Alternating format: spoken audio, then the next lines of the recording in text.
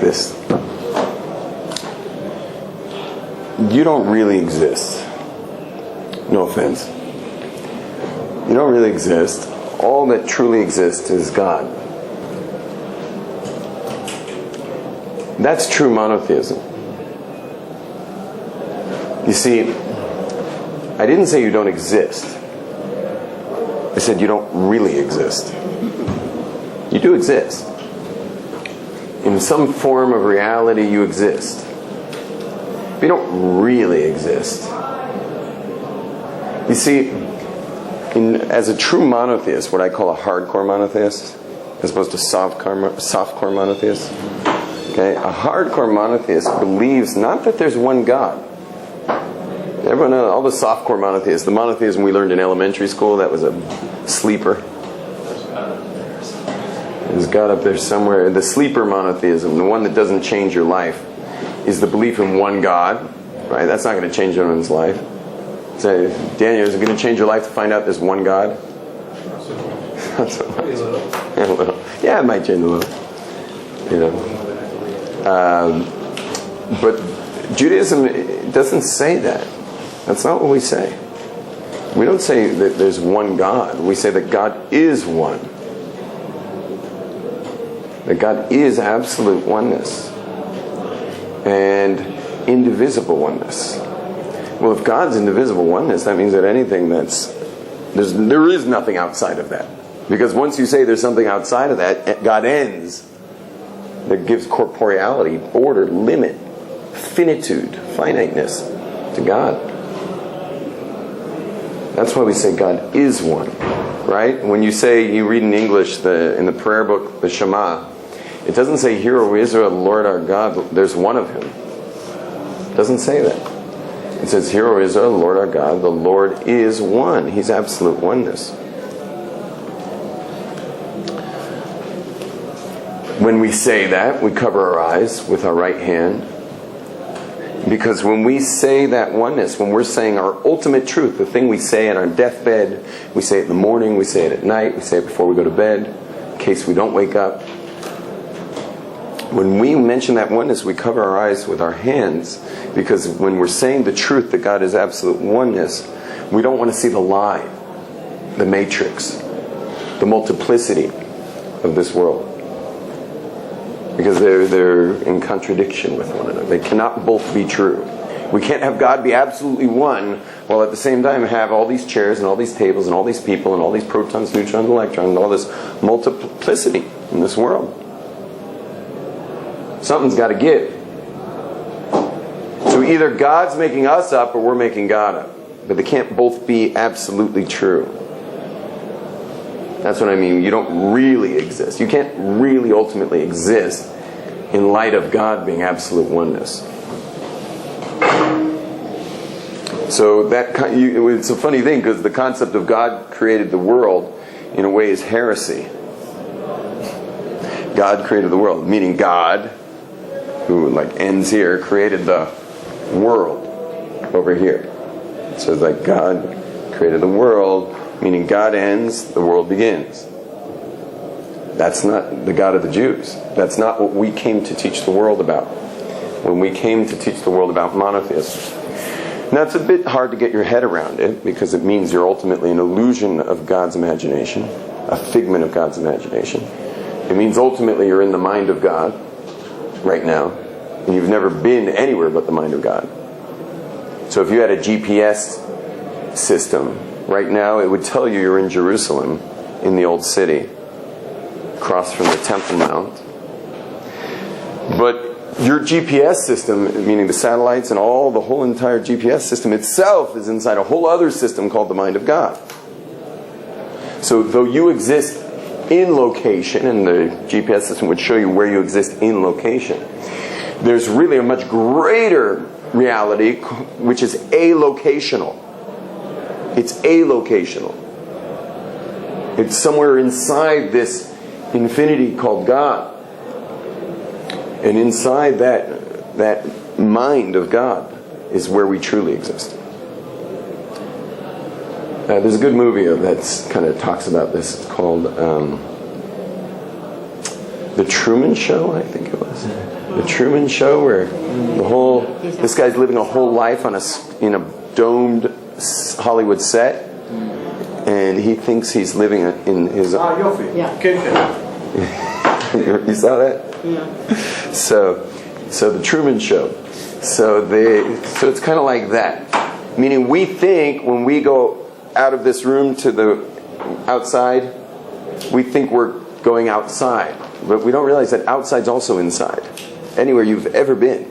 The Himalayas in India, the Swiss Alps, Vietnam, Los Angeles, New York, England, South Africa, it's all within the mind of God. So is Mars, so is Jupiter, so is every galaxy. Nothing's ever left the mind of God. The whole expanding universe is inside the mind of God. That's what I call hardcore monotheism. And that's our job, to be hardcore monotheists. We have another thing we say in prayer often. We say, Vehu echad ve'ein sheni. We sing that song. Vehu echad ve'ein sheni. And He is one. Ve'ein, there is no second. There is no sheni. There's no such thing as a sheni. It also says in the Torah that Hashem, it says in the 5th book of the Torah, it says, Ein od milvado. There is not od, any other, milvado, than Him.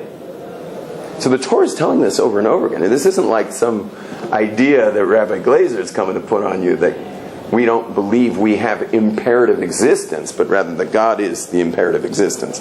And we are some subset of that oneness. It's not me telling you. The Torah says it over and over again. Now this concept of monotheism is a groundbreaking, life-shaking paradigm shift. It changes everything, doesn't it? Think about it. I mean, you're part of God. Not that God is parts, so it really gets out there, but somehow you're within God. It changes everything. I'm married to God in the form of my wife. I better treat her nicely. I do not raise my voice to my wife. My children are ultimately, from what we're talking about, they're somehow inside this oneness in the mind of God. They're right now in the form of kids.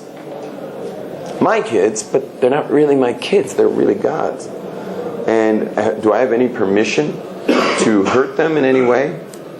Speak to them however I want? Spank them? I mean, they're... What? You don't withhold the wrath from the child for what's spoiling? Yeah, no, they can get a potch until age 5 or 6, 6 or 7, until about 7. 7, they could still get a potch. After 7, that's not going to do anything. It's just taking out one's anger. But they're not mine. I have to treat them with sanctity. I have to treat you with sanctity. I have to be careful of the speech I use. I have to tell the truth. Because what are those sound waves made of if I lie? They're made of God. And I don't want to borrow part of God for a lie. Everything becomes cosmically holy. I get holier. I become more careful where I go. Because God is everywhere in that case. But He's also in my soul, and I don't want to drag God through any more than He's already being dragged through. You got to understand, God's in the discotheques, He's in the raves, He's in the prostitution houses. There's nowhere God isn't. God's a big boy, He's dealing with a lot of heavy stuff. He's in the genocides in Africa. He's in the mosques, in the churches. God's everywhere. And he's being subjected to some major difficulties. But I don't want to be part of that. I'm not going to drag God. Someone wants to speak evil gossip about someone.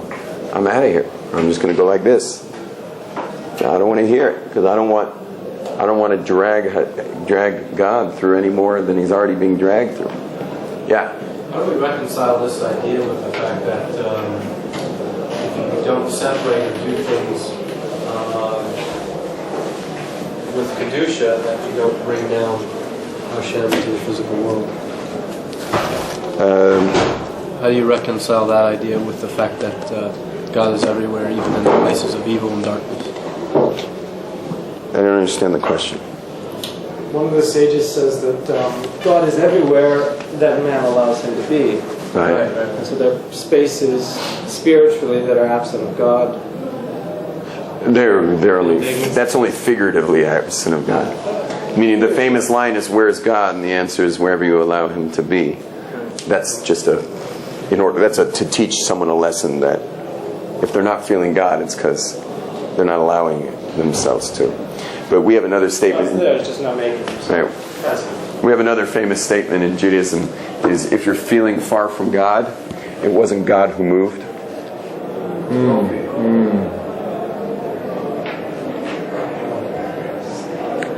So that's another good one. Another good one is this great Rebbe asked a little kid who turned out to be a great Rebbe too later. It was the Kutzker Rebbe. He asked the Rebbe. He said, "I'll give you a dime if you tell me where God is." And the kid said back, "I'll give you 2 if you tell me where he isn't." That's what the kid said. And I once asked one of my little kids once said, "I don't believe in God." And my 2 older kids said, "Send her to her room." And I said, they were all little, and I said, to myself, I said, "This is a great opportunity. Thank God she said something. Things like that can fester in a religious home." So I said, "Really, you don't believe in God? Why not?" He says, "Well, I don't see him." It's a classic, perfect segue into a discussion about God being, all that there is, but you can't. If you saw him, you wouldn't have any free will, which means serving God would be meaningless. Serving a God you can see right in front of your face is a meaningless thing. It's like handing a kid $100 every time he gives you a hug. Those hugs aren't very meaningful after a while.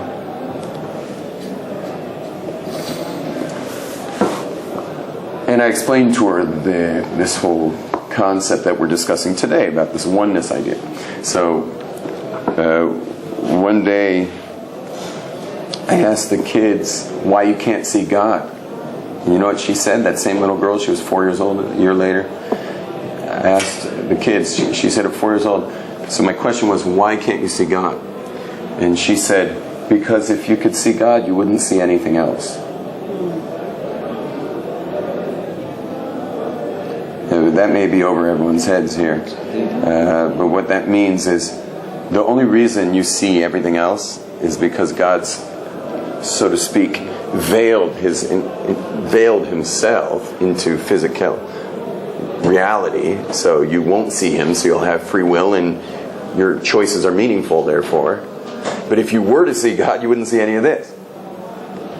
All you'd see is God, but you wouldn't have even a you to experience God with. Meaning the only reason you have a you is because of God being filtered, so to speak, out of the creation, so that there is a creation from which to relate to God with. Is this making sense? Mm-hmm. Yeah. You guys are from Sedona. That doesn't count. I'm asking the rest of the group. They're from a highly spiritual town. You guys heard of Sedona? It's a town basically dedicated to spirituality in Arizona. Is that right? Yeah. Is it still that way, or has it gotten commercialized a little bit? You find your both parts, but it's highly spiritual. Highly spiritual. You can't Even the commercialization's probably of a spiritual nature. Absolutely. Yeah. Okay. You can buy a bottle of it. You can buy a bottle of it. So. Vortex in a bottle. Bottle of spirituality or bottle of Sedona? Both. Both. Whatever you want to buy. They're both available. So, okay. Okay, but this isn't our point. The point is as follows. Given the oneness that we've talked about, this was all an introduction. This was just an introduction. You guys thought this was a class about God? Mm-hmm. This isn't a class about God. This is a class about insanity. And And the insanity is that we think we exist as individuals. I mean, we do, but in the bigger picture of things, we don't. Yet, how many of us find ourselves miserably analyzing how we're doing at all times? We're totally self-absorbed in this like constant, what I'd call an analysis paralysis of selfhood. When in the bigger picture, you don't even exist. And if you do exist, it's only obviously to serve the oneness. Which means, okay, if you want to be a little selfish, so start feeding yourself Torah. Get filled with Torah. But if you're already feeling full from Torah, so now go do something for somebody. The whole creation is just an experiment to see whether you'll give or not. That's all it is. It's just whether you're going to see the world as something you need to take or as something you need to contribute towards. Meaning, is this a world about you, or is it a world of service and your life is about service? And that is the bottom line. It's just one giant video game that God created to see if people would get it. And it isn't just individuals, it's nations. Nations fight wars against each other mostly over resources, mostly over selfishness.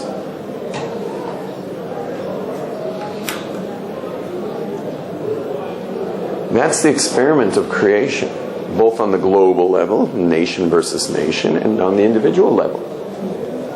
You know what we're like with our individuality? We're like, imagine the Pacific Ocean. With its incredible depth, incredible breadth. And imagine one molecule of water in the middle of the bed of the ocean who suddenly declares independence of the rest of the ocean. Can you imagine such a thing? I have nothing to do with this ocean. One little molecule of the water has declared independence. Evaporation. But it's in the middle of the bed of the water. I am free to bubble up and to evaporate away. He can't evaporate. He's down here. Only this can evaporate. He's right here. And he's declared independence. That's you and your individuality. That's the way you've been living. As if you live separate from the reality of this oneness. And that's how insane it is. Just like it's totally insane for a molecule in the middle of the bed of the Pacific Ocean to declare independence. It's just as insane, if not more insane, for a human being to be so spaced out to the oneness of God that he or she is experiencing separateness. And when people die and get revived on hospital tables after brain death and stuff like that, and they're able to bring them back to life with the PJCs, the people jumper cables, and they get them back to life, and now their heart's beating again and everything. They realize the oneness at that point, and they will quit their job as event organizer and become a service, like a servant to the world. They often will quit selfish jobs. Not that an event organizer is selfish. It can be seen in any job. It can be seen. You could be making clothing for selfish purposes and then make clothing to clothe people. But they turn towards service orientation once they've had that past life experience because they realize the truth at that point.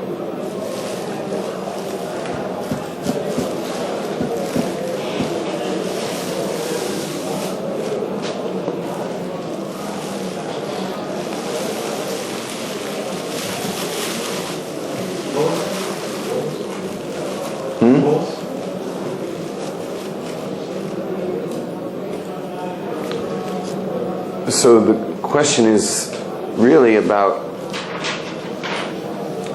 the proportion in which we relate to selfhood. That it's out of proportion. It's just out of proportion. There's nothing wrong with being self-focused when you're working on your growth, when you're thinking of how you just spoke to someone in a way that might not have been the most kind, when you think to yourself, maybe I wasn't generous enough. There's nothing wrong with doing a little self-reflection, but meaning that would be proper proportions. But as monotheists, we're way out of proportion involved with self. But isn't that just a product of monotheism itself, which says that the entire purpose of the universe is so that man can exist and have a relationship with God? So you'd say that the selfishness that comes out of monotheism comes in part from its own beliefs. Let me put it like this. I hear what you're saying. It works well in the linguistics, but let's just put it like this. There was absolute oneness before creation. God created, and this is so to speak, because it's only in God's mind anyway, but God created another, something separate from that oneness, in order that that other can now consciously relate and get back to the oneness as a conscious other and come back to that oneness. The whole point is the oneness. There's no selfishness there. But the rocks, the mountains, the rivers, the planets, the stars, the animals, these are all for the purpose so that the other, which is exclusive, Would have an arena to do so. would have an arena to do so. Yeah. Quite a anthrocentric concept. What is? Anthrocentric concept. Everything out there is just for us. I mean, the secular world has lock on just the same impression, especially in the West, that the world's for us and we use it and we can control it because God gave it to us or because nothing's going to stop us from doing it. They're pretty much the same, but the question is, if everything exists for us, aren't we being selfish in that sense? We justify everything existing for us. It all depends on your goal. It all depends on your goal. One person's driving fast because he's a reckless driver. Another person's driving fast because he's trying to get to the hospital. It all depends on the goal. You're right, it could be seen as total selfishness. There's a line our sages say, Bishvili nivrahu olam. For me the world was created. It sounds very selfish. On the other hand, it sounds like you're taking responsibility. You see, think about it. For me the world was created can be a statement of it ultimately in my life boils down to me taking responsibility for this world and for hunger and for strife and for, you understand? And the world was created for me to use it to ultimately get back to that oneness. Or it could be seen as, for me, the world was created, meaning I get to be this glutton, to be selfish with this world. So it really all depends on the goal, but obviously Judaism is stating the goal. The goal is to get back to the oneness. You're right, someone could be very selfish in this case. Okay, now, how does Judaism say to do this? How do we say to get out of self and into the oneness? So the Torah says that there are three ways that there are three pillars of creation. Okay, our sages tell us three pillars. So basically the point is getting to God, and the whole world that God created stands on three things, and those three things are Torah. The next is Avoda. And the last thing is, did I write Hebrew? I'm writing Hebrew. Right, so we're going to call this kindness. So now what these mean is Torah study. This means prayer, service of God. And the last is doing for others, service to the world, being of service to the world. These are the three pillars. Okay, and this is simply mind. This is emotion. And this is instincts, physical urge, desire. What is Avoda again? Service of God. And the last two are really service. One's service of God, and the last one's service of others. Service of others. Yeah. Okay? It's filling your mind with Torah, using your heart to connect to your Maker, because hearts are emotional connection. And then finally is serving others, is going against our selfish instinct. Remember what we said, the whole point is to give. The whole point is to make sure others have. Let me tell you, let me give you my great, I don't know how to say it exactly, principle. You see, if you know the famous line, if you don't take care of yourself, no one's going to? Yeah. It's not true. If you don't take care of yourself, I'm not saying everyone's going to, but I'm going to say something else. You see, if everyone walks around with the words, if I don't take care of myself, no one's going to, that's exactly what makes the world fall apart. I understand the statement. I understand that it's a little nerve-wracking. If you're not taking care of yourself, who's going to? But think about it this way. Imagine that you lived in a micro-community. Let's say there's 200 people. And everyone in this micro-community is never allowed to do anything for themselves. But everyone has to do for someone else. Are you ever going to have to worry about your needs? You're going to probably have more than you ever had. You'll probably have a nicer car. And you have 199 people totally bent on you having everything you need. You probably have a nicer car, you probably have a nicer house, you probably have nicer clothes, your laundry will probably be cleaner. Your shirts will probably be better pressed. You have 199 people worrying about you. I mean, they're also worrying about the other 199, but that's what they spend their time worrying about. So you're definitely going to be covered by several people most of the time. So this whole concept, if I don't worry about me, who's going to, is crazy, because if we all just decided to take care of each other, you don't have to worry about you, and that's the God model. That is the monotheist model. Remember, monotheism is that God is one, is all there is. And remember, the whole video game was to see if you'd give versus take.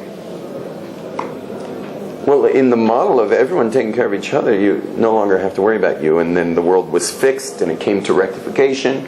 And then that's ultimately the times of the Messiah. You got to realize, Judaism's not into Messiah. We're into Messianic era. We don't care who the guy is. We don't care if his name's Fred or Joe or Bill or Bob. We don't care who it is. What we're interested in is people living in reality and getting out of this selfish illusion they live in, where some guy's going to pick a lock of some mansion of a family who's out of town and breaks down crying at the lock as he's trying to stick his things inside the lock. He breaks down crying, realizing, I can't believe I almost stole for myself, because he's me and I'm him and we're all one. How can you perpetrate evil against another when he is also God and I am also God and we're all of the same? That's what we're interested in.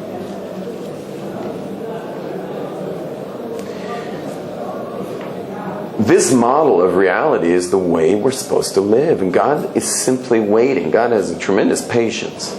I mean, he didn't seem to have a lot of patience in the generation of Noah. And do you know what the issue was in Noah's generation?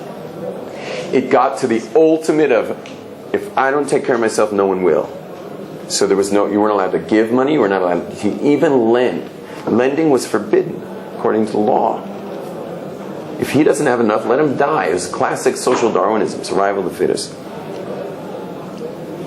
You know what that's called, by the way, living like that? You're not going to believe what that's called in Hebrew. Check out your Torah.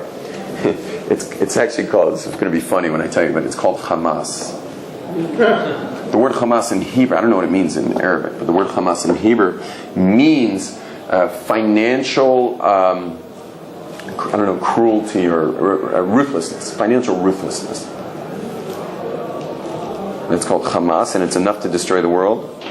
And by the way, what other place was destroyed in the Bible? Sodom and Gomorrah was destroyed. And you know why they were destroyed? No hospitality. Same thing. No guests. No guests. Why? Because if you open your home to the needy, it's going to become everyone's going to find out that this is where you can come if you're needy. And the place gets filled with have-less, people who are have-nots. That's exactly what causes God to want to destroy the world. But I know our world is looking very much like that. It's all about you. You know, I think that's what it says on all the Kotex trucks driving around. It's all about you. You know. But we live in a different world. We live in the world of Hashem. You know, there's a great story. I'm not sure where it shows up. I've heard it from so many sources of, you know, the classic heaven and hell scenario in the story. So hell, this person's brought to hell and wants to see hell. He gets a tour of hell and heaven. So he first goes to hell and he sees the most sumptuous feast has been set up with the most delicious delicacies available. And everyone is dressed to their finest. Except that when you look at the people around the table, they're totally emaciated, like horribly, decrepitly emaciated. Their skin is stuck to their bones, their skeletor faces. Why? Because everyone's fork to eat the food with is 10 feet long. They stick to each other. Where they just can't eat. They're starving to death. And they're trying to, you know, they fork that delicious, you know, tomato, but they can't get it to their mouth because it's 10 feet away. So the same guy says, can I see what heaven looks like? And he goes to heaven and he sees it's the same exact scenario. Nothing's different except everyone's joyous and happy and well fed. Why? Because they're feeding one another across the table. This is the model of true monotheism. When you truly get it, your life becomes a life of service. You're here to serve. And by the way, serving God doesn't seem so foreign anymore. For a lot of people, especially Westerners, and especially Jewish Westerners who are from secular backgrounds, serving God seems strange. Even bowing is very hard. Like just to do this before their Creator is something that's like, my body doesn't do that, you know. Like they just can't bow down. But amazingly, when your life is about service, and now you walked into a afternoon service, a mincha prayer service, that's the afternoon prayers. You walk into a mincha prayer service, well, you just slide right in because you were serving anyway. So when it's time for mincha, my life's about serve. Oh, now it's time to serve God with, you know, a mincha service, the afternoon service. Slide right in. But when you're in the other model of, you know, if I don't take care of me, who will? But you're an observant Jew. So it's now time for the afternoon service. So now you step up to the plate, you know, and you get in there and you're ready to serve God. You may find that you're only really starting to serve God by the very last prayer of Aleinu L'Shabbat. That's the final prayer. You may find yourself only getting warmed up when it was over. Because how are you supposed to serve God when your life isn't about service, but it's all about you? And not to mention God's like, oh, now it's about service? Where were you the other 6 hours of the day? Serving yourself, weren't you? Now you want to serve me? Let's see you live service.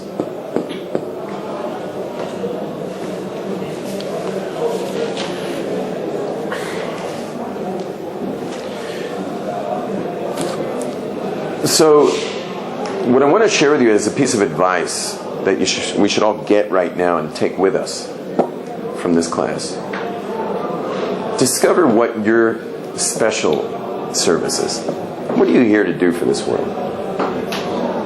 Figure out what it is and start doing it. Live for that. Wake up for it in the morning.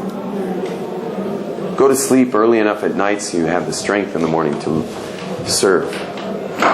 But what's your special service? What is the thing you want to put in this world?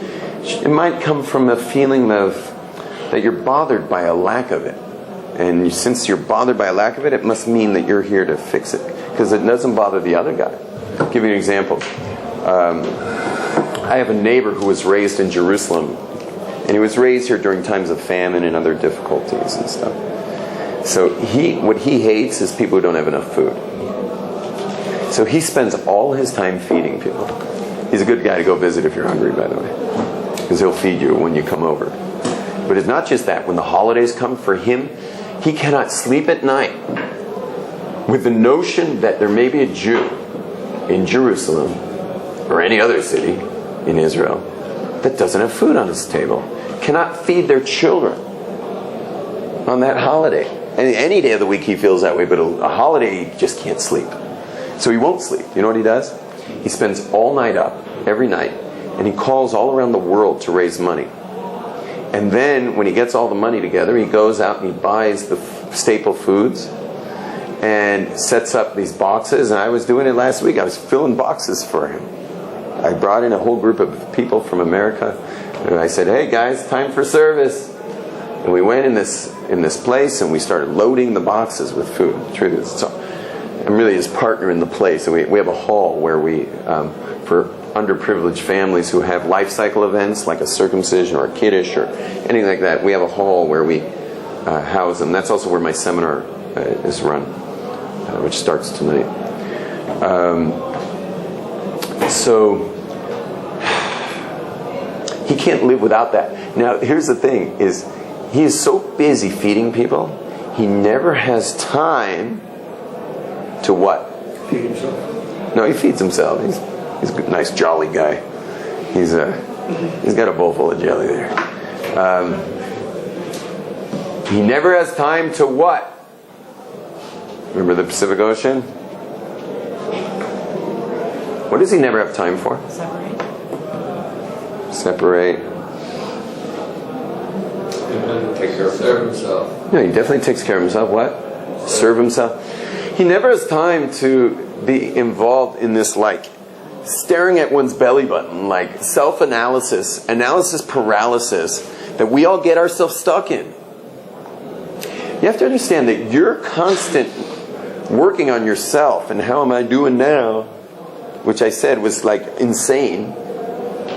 There's nothing wrong with it, I guess, at times, but that's when you're in a good mood. But we have all kinds of moods. When you're in a good mood, you do tremendous analysis of yourself. When you're not in a good mood and you're still analyzing yourself, you're going to do a lousy job. You're going to beat yourself up in a low mood. Have you ever noticed that you beat yourself up in a low mood when you're analyzing yourself? Simple answer: have set times for analysis, only in good moods. Set times for analysis, only in good moods. In Judaism, by the way, we know what those times are. They're before you go to bed at night, Friday afternoon before the Sabbath, they're before the new moon in the afternoon, the cleaning out of the chametz, of the bread products, before Pesach for several days. But then you burn it. You don't bring your analysis into Passover with you. The whole month of Elul, which is the month before Rosh Hashanah, all the way till really Yom Kippur, so it's more like 6 weeks, a little less. Minus the Shabbos. Shabbos is not a time of self-analysis. We have our times, but if you want to get out of it ultimately, start your service. My service to the world, I was raised in LA with lots of food and lots of products and everything, and I don't have what my neighbor has. He always calls me, Yom Tov, you got to help me raise money for these families. I'm like, yeah, I'll make a few phone calls. I only call, major donors who are like not going to notice a grand here or a grand there. But it's just not my cause, because I don't have that. I'm not genetically freaked out about people not eating, because all I know is in my life is plenty. He's freaked out about it. I'm freaked out about other things. I'm freaked out about people not caring for each other. And I spend my whole life working on that. That I'm freaked out of. That I lose sleep over. That upsets me. People not caring for each other. That's my thing. So I use my ability to speak to bring that across, and I brought it across again in this class. Of caring, of giving, service to one another. How can I help you? That's what I'm crazy about. When I'm not doing it, I start thinking about Yom Tov again. And in a good mood, that's fine. But in a low mood, I'm going to have some pretty lousy analysis about myself. Probably going to put myself in some kind of tailspin. Negative thoughts for a few days. Thought attacks about how I'm doing. Figure out what you're here to give. What is your contribution? And start contributing it. Live for that. You're not going to have time for this self-analysis, except for the proper times.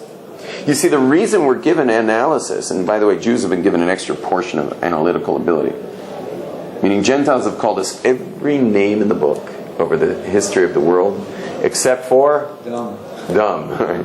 They never called us stupid. Even me, like, I should be stupid. I mean, I surf 6 to 8 hours a day. At night I threw parties. You know, I'm like a serious athlete, party animal. You know, but all my friends who did what I did were brain dead.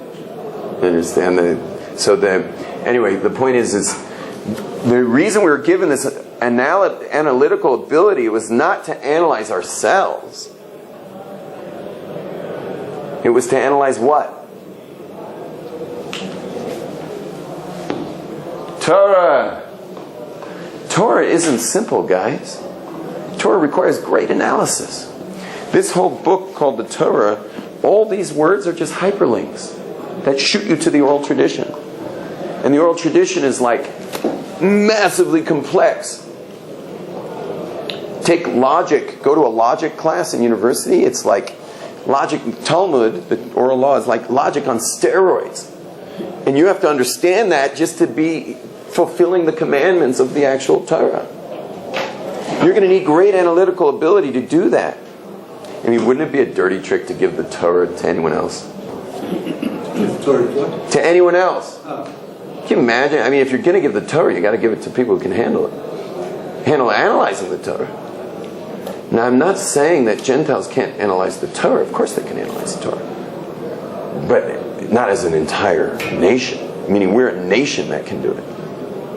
We're a nation. That's our job as a nation, is to analyze Torah and then to live it and fulfill it. As this cosmic nation of priests, that's what we're called. Mamleches Kohanim. And you will be a nation of priests to the world. Our entire nation's the scholars. Our entire nation are the practitioners. It's not, we don't have some intermediaries. We are the intermediaries. Even some Jew on Wall Street. You know, I've been over in Wall Street. And I looked at my watch and I said, it's time for mincha. It's time for the afternoon service. And I'm just a rabbi, you know, going down there to counsel people in the boardrooms and stuff, people who need help. And someone says, oh, come with me. I go into the annals of the guts of this giant skyscraper. And you know what's in there? An afternoon service. Where there's like 25 Jews on the stairwell, person on each step. And we're all standing on our step facing Jerusalem in the guts of a giant skyscraper. And we're in there praying, and all these people are businessmen, but they're praying. They're here to do their job. The money they make is good. 10% is automatically going to charity. Where does the charity go to? Where does your 10% go to? Whoever you want. No temple central. You know, you don't send it to your synagogue. To whomever you see fit. And you want to hear the craziest thing? While we're in the silent prayer, I hear voices. We're all in silence. I hear voices. I look up, I'm on the railing, I look up. About 10 flights up is another group. And then they went into the silent prayer, and I hear more voices, and I look down.